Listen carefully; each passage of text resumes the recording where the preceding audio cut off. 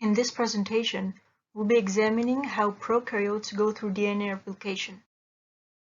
The synthesis of prokaryotic replication is divided into two stages: initiation and elongation.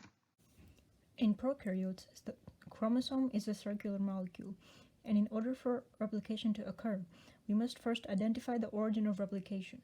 Once it's been identified, we can move forward with the initiation stage. At the initiation stage, the initiator DNA binds to the origin of replication and causes it to unwind and create a sort of a bubble. A replication fork is formed on each side due to the bubble.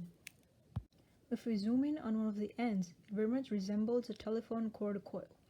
So here, the helicase enzyme attaches and moves along the fork by breaking the hydrogen bonds. The upper strand is the coding strand, which goes from 5' to 3', and the lower strand is the template strand, which goes from 3' to 5', and the template strand is where DNA polymerase III holoenzyme will add the nucleotides.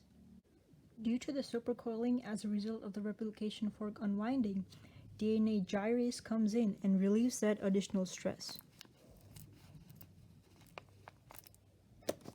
As the unwinding occurs, single-stranded binding proteins coats the single-stranded DNA to stabilize and prevent it from coiling back on top of one another. The second stage is the elongation stage.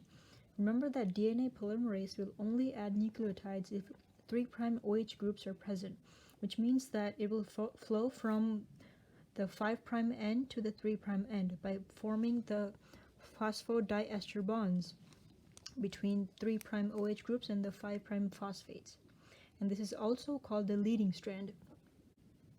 When a 3' OH group is not available, RNA primase makes RNA primers to add complementary bases to the DNA strand in small fragments known as the Okazaki fragments, and this strand is also called the lagging strand.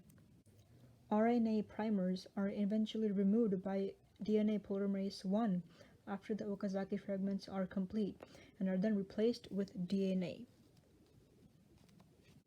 DNA polymerase III replaces the nucleotides in the lagging strand, and sometimes some bases are not added in properly and there are gaps left within the DNA strand. To fix this, DNA ligase comes in and seals the strand. If DNA polymerase I stopped working, RNA primers would not be removed and the nucleic acids would not be added in properly, and there would be more primers than the DNA itself, and this would result in DNA not being replicated properly, which would in turn cause genotypic and phenotypic abnormalities.